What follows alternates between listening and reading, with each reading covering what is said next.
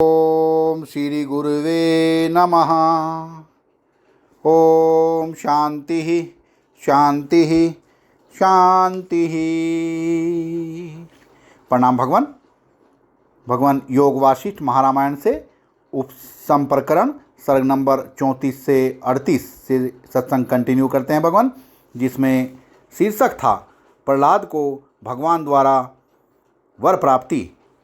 प्रहलाद का आत्मचिंतन करते हुए परमात्मा का साक्षात्कार करना और उनका सत्वन करते हुए समाधिस्थ हो जाना, तत्पश्चात पाताल की अराजकता का वर्णन और भगवान विष्णु का प्रहलाद को समाधि से विरत करने का विचार। सत्संग कंटिन्यू करते हैं भगवान।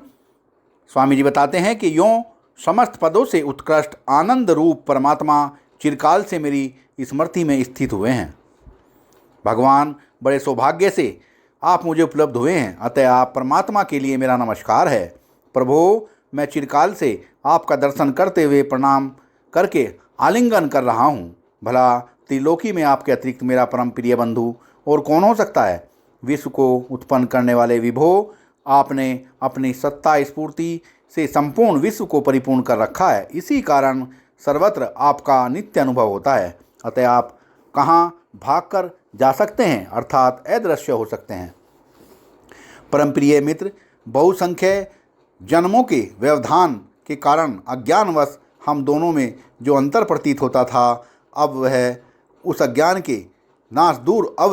का नाश होने से दूर हो गया है और अभेद रूप समीपता प्राप्त हो गई है।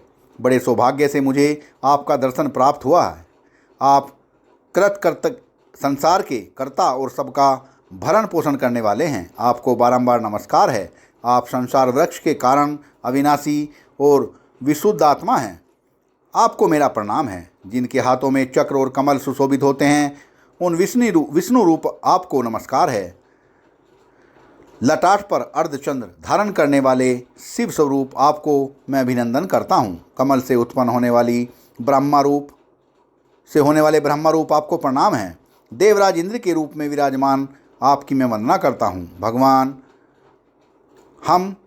हम दोनों में जो यह भेद दृष्टिगोचर हो रहा है, वह समुद्र के जल और उसकी तरंग के समान केवल झूठी कल्पना ही है। वस्तुतः हम दोनों में कोई भेद है ही नहीं। आप सृष्टिकर्ता, सबके साक्षी रूप और अनंत रूपों में प्रकट होने वाले हैं। आपको पुनः पुनः नमस्कार है। सबके आत्मरूप और सर्वव्यापी आप परमात्मा को बारंबार प्रणाम है। देव, मिट्टी, काष्ठ, पत्थर और जल मात्र, यह सारा जगत आपके सिवा कुछ और नहीं है, अर्थात आपका ही स्वरूप है। अतः आपकी प्राप्ति हो जाने पर किसी अन्य वस्तु की प्राप्त करने की इच्छा ही नहीं रह जाती।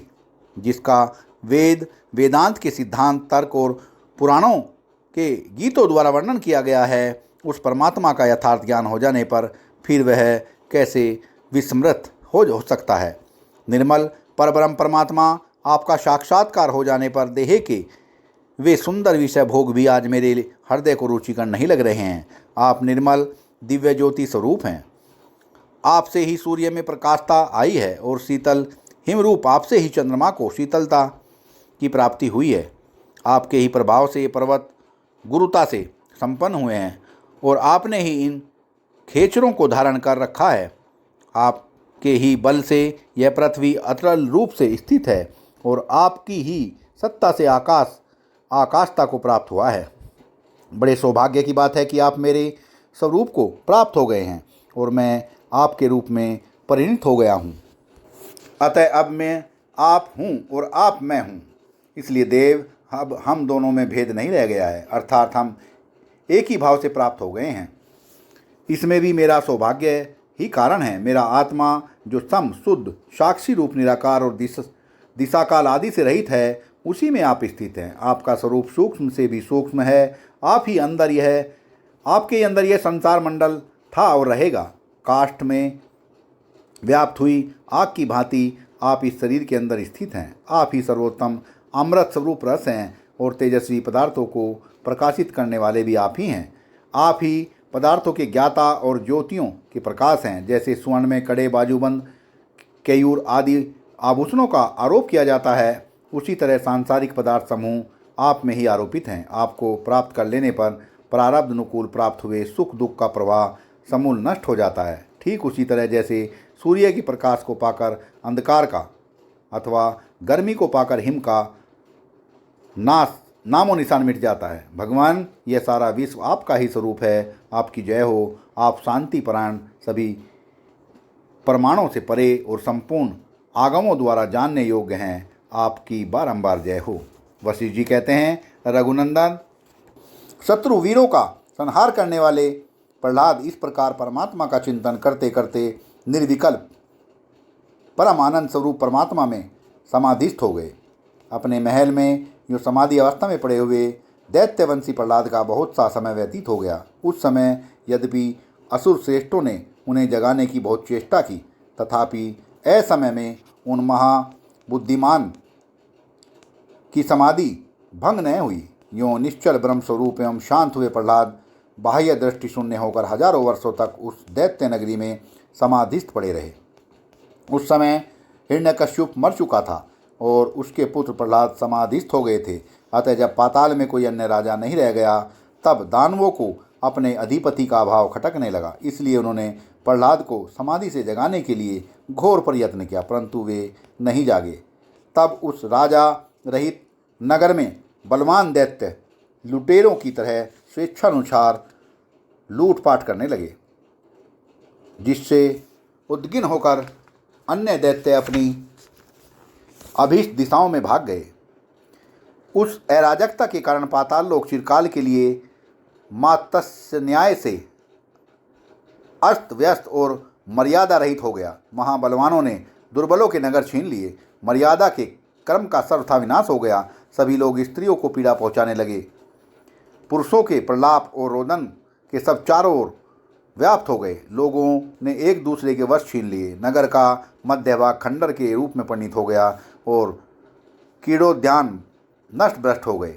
राजा सारा राज्य व्यर्थ के अनर्थों में पीड़ित हो गया।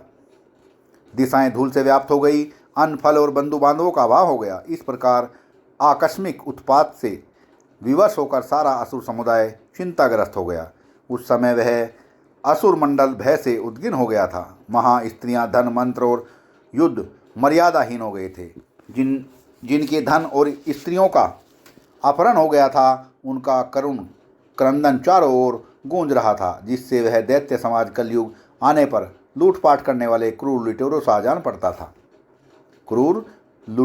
जान पड़ता था। राघव तदंतर एक बार शेष सैया पर विराजमान शत्रुसूदन श्री हरि, जो लीलापूर्वक संपूर्ण जगत का पालन करते हैं, देवताओं की प्रयोजन सिद्धि के लिए अपनी बुद्धि से सांसारिक स्थिति का निरीक्षण करने लगे। पहले उन्होंने मन ही मन स्वर्गलोक का अवलोकन करके तत्पश्चात भूतलवासियों के आचरणों का निरीक्षण किया। फिर वे मन से ही शीघ्र दैत्यों द्वारा सुरक्षित पाताल लोक में जा पहुँचे। वहाँ उन्होंने देखा कि दानवराज प्रहलाद अटल समाधि में स्थित हैं, जिससे अमरावतीपुरी में संपत्ति की भरपूर वृद्धि हो गई है, तथा जो शेष सैया पर पद्मासन लगाकर बैठे थे तथा जिनके हाथों में शंख, चक्र और गदा सुशोभित हो रहे थे, उन भगवान नारायण के मन में ऐसा विचार उत्पन्न हुआ कि मैं रसातल में जाकर दानवराज प्रहलाद को उनके कर्म में पहले की तरह उसी प्रकार स्थापित करूँगा, जैसे वसंत ऋतु वृक्ष को पुनः उसकी पूर्व दशा में ला देती है। यदि मैं प्रहलाद के अतिरिक्त किसी दूसरे को दानवराज के पद पर स्थापित करता हूँ, तो वह निश्चय ही देवताओं पर आक्रमण कर देगा। साथ ही प्रहलाद का यह अंतिम शरीर परम पावन है। वह इसी शरीर से कल्प पर्यंत यहाँ निवास करेगा, क्योंकि परमेश्वर की नियति देवी ने ऐसा ही निश्चय किया है कि प्रहलाद को इसी शरीर से यहाँ एक कल्प तक रहना चाहिए। इसलिए मैं वहाँ जाकर दैत्यराज प्रहलाद को ही जगाऊंगा, जिससे वह जीवन मुक्तों की समाधि में स्थित होकर दैत्य अधिपत्य को ग्रहण करें। निश्चय ही हम मर्यादा रहित दस्युओं के अत्याचारों से भयानक उस पाताल में जाकर दैत्यराज प्रहलाद को समाधिस्थ से विरत करेंगे और इस संपूर्ण जगत को पूर्ववत स्वस्थ बनाएंगे। सत्संग को विराम देते हैं भगवान। प्रणाम भगवान।